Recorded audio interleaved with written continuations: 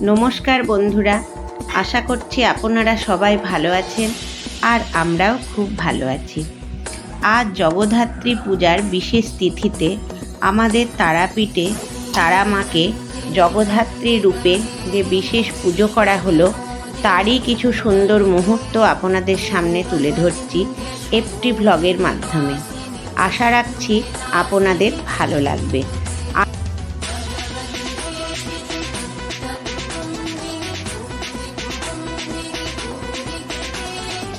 আমাদের পাড়ার যেসব দিদিরা জগদ্ধাত্রী পুজোর উপোস করে, তারাই আজ মায়ের মন্দিরের ভেতরে মায়ের কাছে বসে থাকে, আর অন্যান্য দর্শনার্থীরা আজ বাইরে থেকে মাকে দর্শন করেন ও পুজো দিয়ে তাদের নিজ নিজ মনস্কামনা মাকে জানান।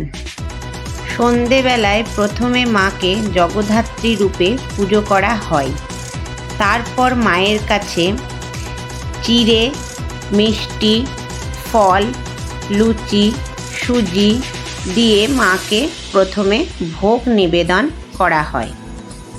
আজ ভোগের জন্য লুচি, সুজি উপসী দিদিরা নিজেদের বাড়ি থেকে নিজের হাতে সমস্ত কিছু মায়ের জন্যে তৈরি করে নিয়ে আসেন। এই সমস্ত ভোগ নিবেদন করানোর পর মাকে জল পান করানো হয়।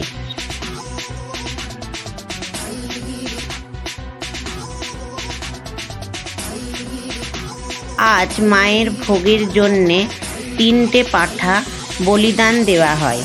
সেই পাঁঠাগুলোকে স্নান করিয়ে মায়ের মন্দিরের ভেতরে নিয়ে আসা হয়ে থাকে এবং তাদেরকে পুজো করা হয়। এদের পুজো করা হয়ে গেলে যে দা দিয়ে এই পাঁঠাগুলোকে বলিদান করা হবে, সেই দাটারও আজ মায়ের মন্দিরের ভেতরেই পুজো করা হয়ে থাকে।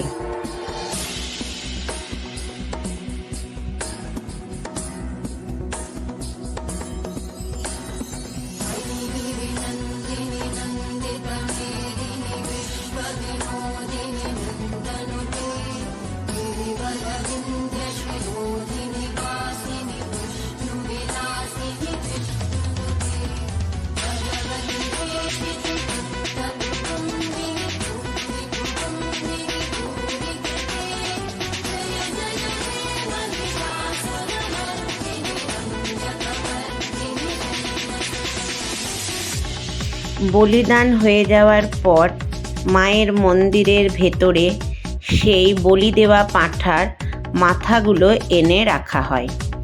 এরপর মাকে একটা ঘিয়ের প্রদীপ দেখানো হয়। ঘিয়ের প্রদীপ দেখানোর পর ভেতরে বসে থাকা উপসী দিদিরা মায়ের কাছে অঞ্জলি দেয়।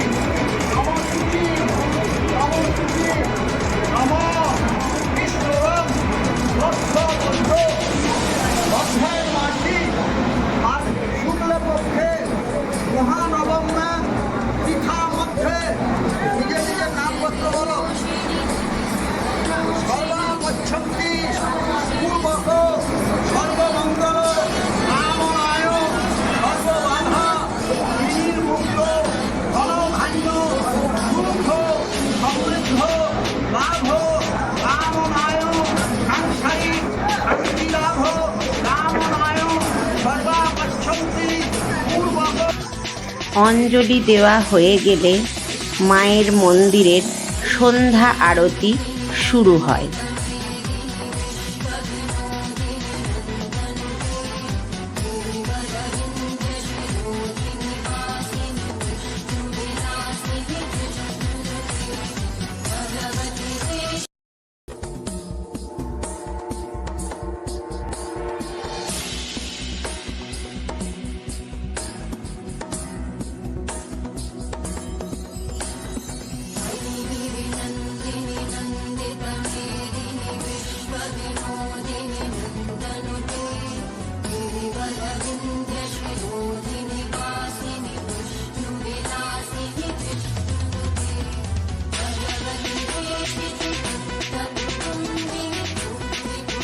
সন্ধ্যা আরতি শেষ হওয়ার পর মায়ের মন্দিরে শীতল ভোগ ঢোকানো হয়। এই শীতল ভোগে থাকে লুচি, সুজি, ভাজা, মিষ্টি, মুড়কি, আরও নানান দ্রব্যাদি।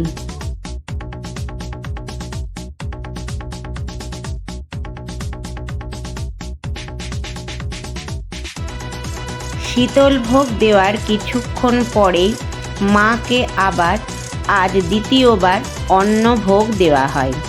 সেই অন্ন থাকে খিচুড়ি, 5 রকম ভাজা, সবজি, মিষ্টি।